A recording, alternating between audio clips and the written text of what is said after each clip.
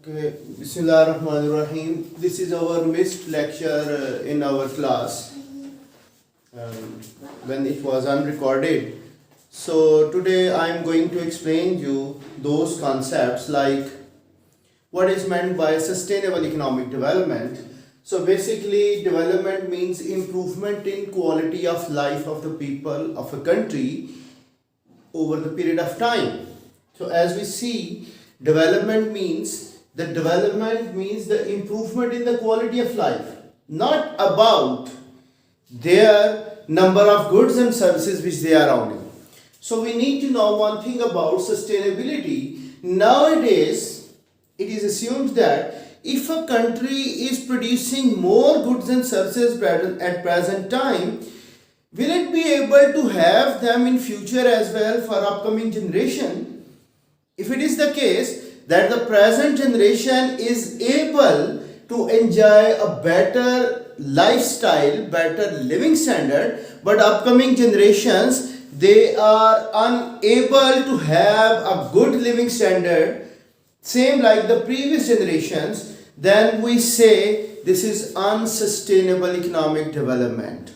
What I said, when upcoming generations they are not going to have the same type of living standard as the present generations are going to enjoy, then we say it is not going to have sustainable economic development. And when we focus on the sustainability, it means whatever the living standard is enjoyed by the present generation, that should be sustainable, that should have its continuity for the upcoming generations. That is the meaning of sustainable economic development. It is more than economic growth at current time period, but it tells us how a country will be able to achieve continuity in the improvement in the quality of life or economic development of the people of a country over the years. Okay, now economic growth, that was about increase in the number of goods and services, that was only telling us about the material well-being of the people of a country. That means how much income they are able to earn and how much goods and services they will be able to buy out of that income over the period of time. But now development, as we said, it shows improvement in quality of life. It is more than economic growth. It has three aspects. One is there are three goals of sustainable economic development. One goal, that is about economic objectives. What do we mean by economic objectives?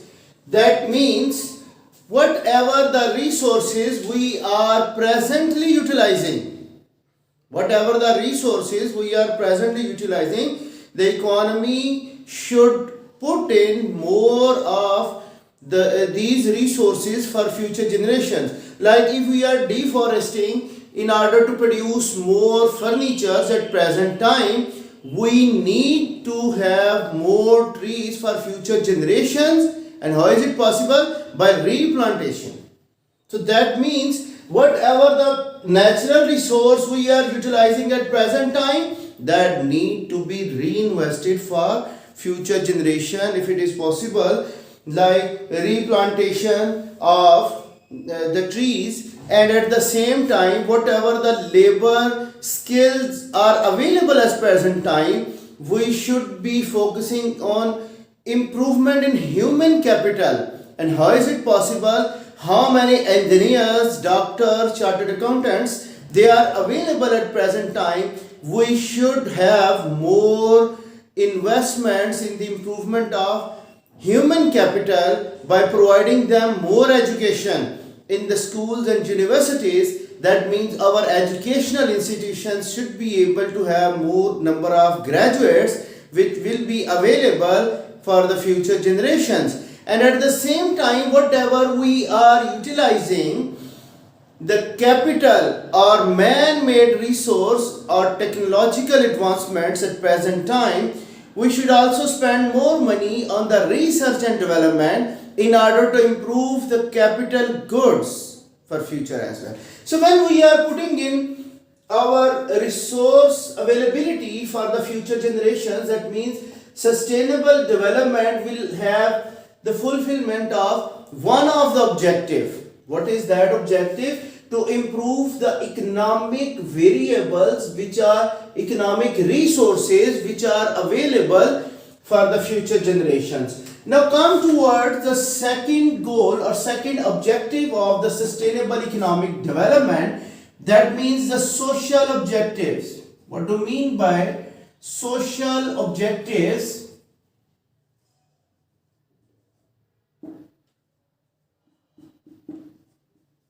What do you mean by social objectives?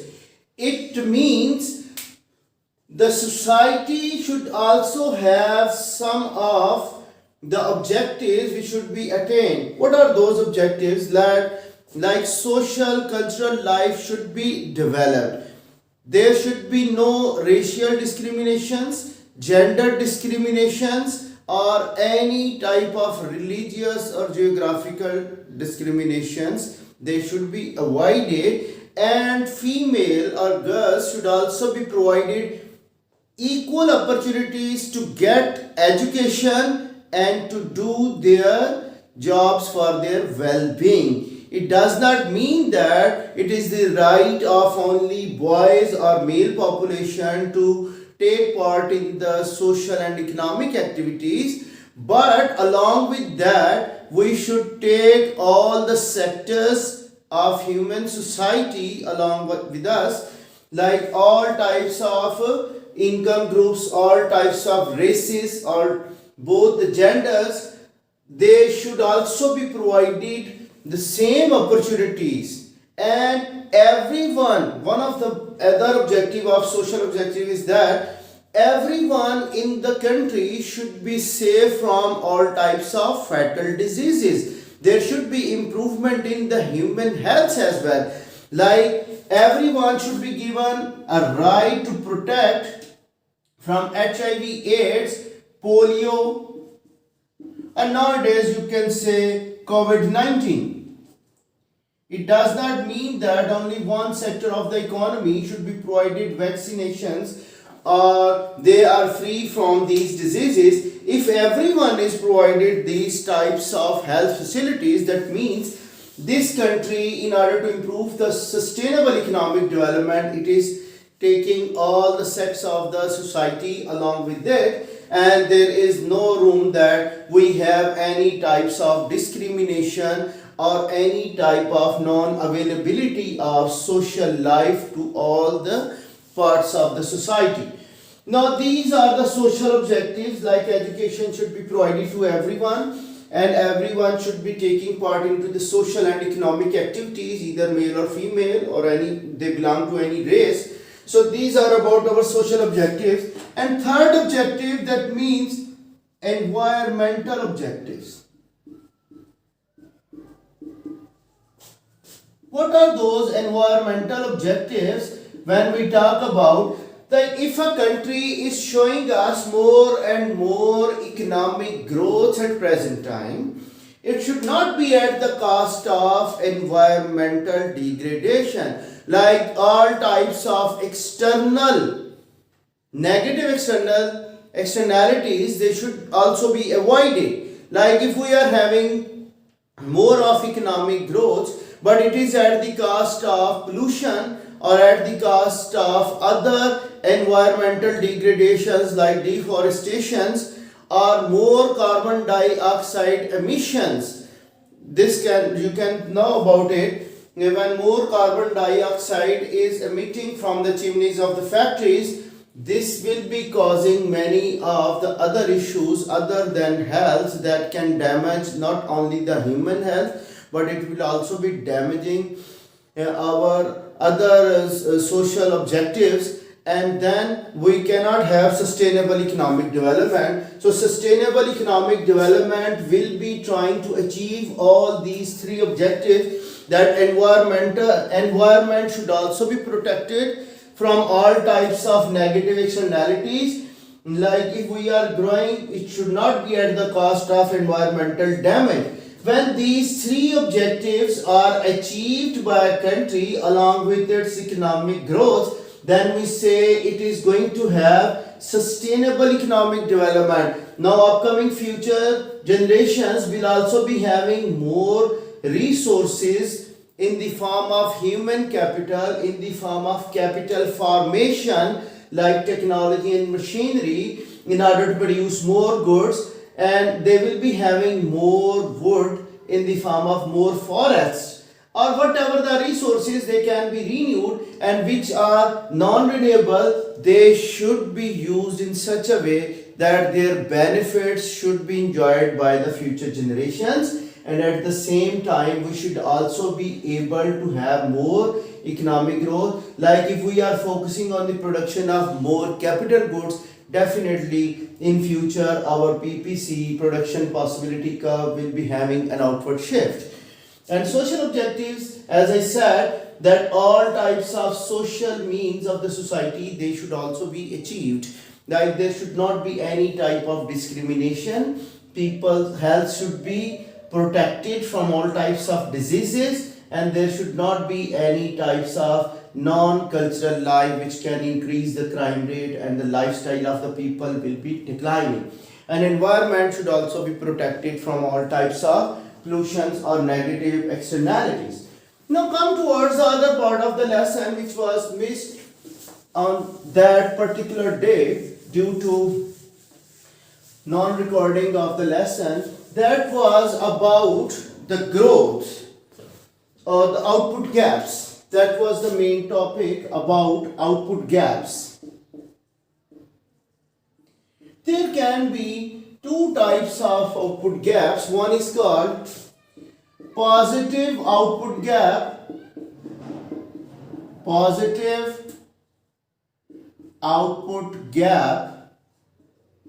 And second is called negative output gap.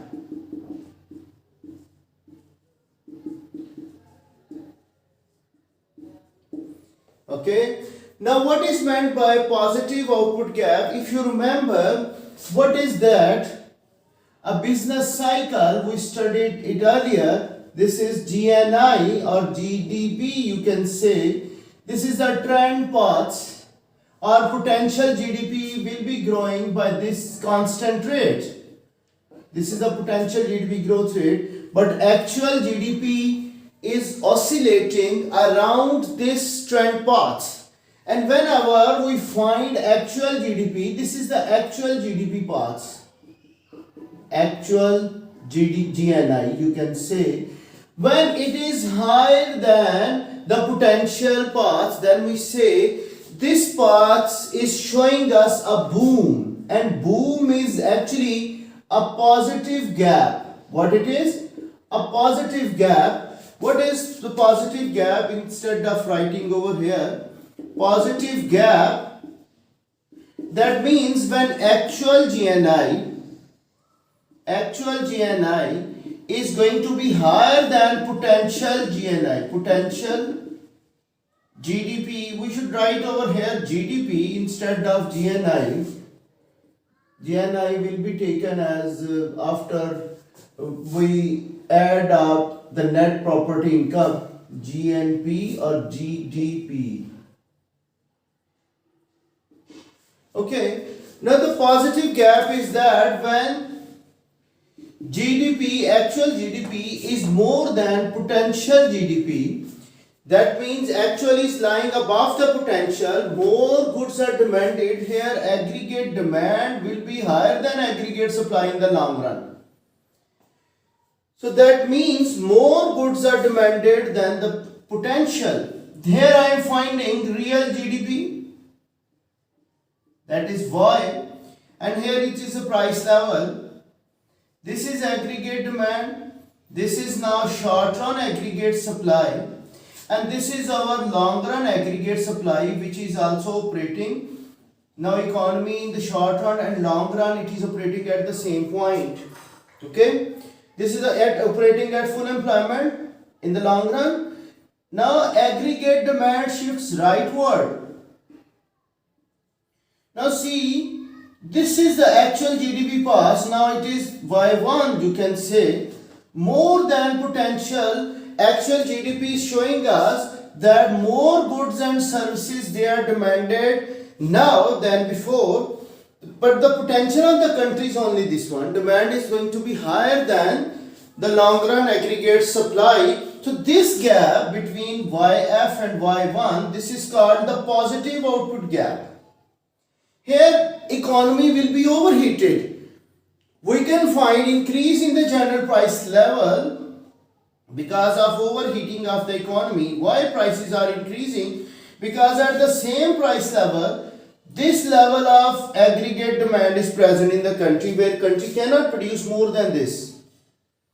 There is going to be shortage of the goods. So when in order to have rationing of the real GDP, the price level will be increasing. So it is causing actually more inflation, or you can say economy will move towards this point, even higher. Even higher at this P3 you can see, because long run potential is less than the actual GDP which is going to be demanded. So we say over here, when aggregate demand lies above the full potential of the country, then we find the positive output gap, or economy is having a booming situation, which is not a good thing, because people are demanding more goods and services than they are supplied. Their income might have increased due to certain reasons, and now they are demanding more goods and services than they could be supplied. So this is what we say the positive output gap. And then what is meant by the negative output gap? The opposite is true for the negative output gap. If you see over here, now actual GDP is lying below the potential. This is negative gap. Less goods and services they are actually demanded than they could be supplied. Now this is the negative output gap. Now actual GDP is below the potential GDP. This is the potential GDP, which is less than actual now. It means aggregate demand is now below the long run aggregate supply, and it is causing deflation in the country. Okay, so can you draw them over here? This is what real GDP, this is the general price level, this is aggregate demand, and this is short run aggregate supply, and this is the equilibrium point where long run aggregate supply is also present. Remember, we studied short run and long run aggregate supplies in our AS level classes. So this is long run aggregate supply for monetarist thought. In monetarist thought we studied, they say economy always operates at full employment and there is no need of any type of government intervention by the fiscal means. Now when aggregate demand shifts downward to aggregate demand 2, what happens now? We find that this is the equilibrium level. This is the equilibrium level of actual GDP, which is lying below the full potential. So this gap is called negative gap. This is what? A negative gap. Now at that point we find that prices are decreasing. Prices are decreasing at this point. You can say if it comes to the full employment, then prices will be further decreasing in the long run, because full potential is not going to decrease or increase at this time.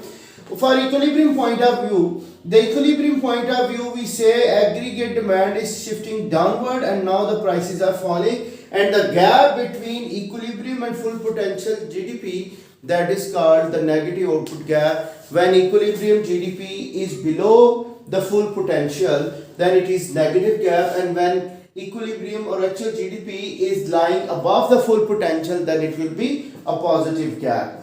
So here in negative gap we can find unemployment which is prevailing in the society or in the economy. But in case of boom, here it is called recession.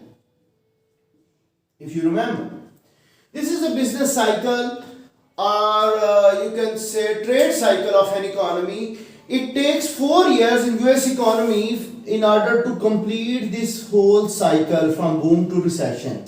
And again economy can move up towards a boom and then recession. So economist's task is that to reduce these fluctuations of actual GDP around the potential paths. So we say economists, they will be designing the economic policies in order to reduce this boom, or in order to reduce this gap of negative output in the form of recession or depression, that it should be reduced by using different types of macroeconomic policies.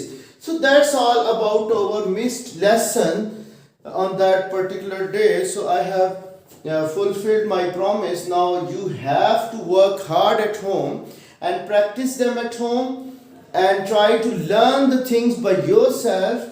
Browse your internet rather than to use the social media. You can browse the internet for positive economic activities, and positive gap will be increasing in your learning. The actual learning will be higher than the potential if you are going to use your intellect in the positive way. And if you are using internet or other things on your phone in order to spend time or kill time in other activities by using social media, so in that case your negative gap in learning will be increasing. This can be the application, because you will be working below your potential. Actually you are working below your potential, and when your intellect economy is working below your potential, that may result into a bad grade. This is a derivation. Okay, so you have to integrate yourself towards your potential, reduce the gap between positive and negative intellect gap.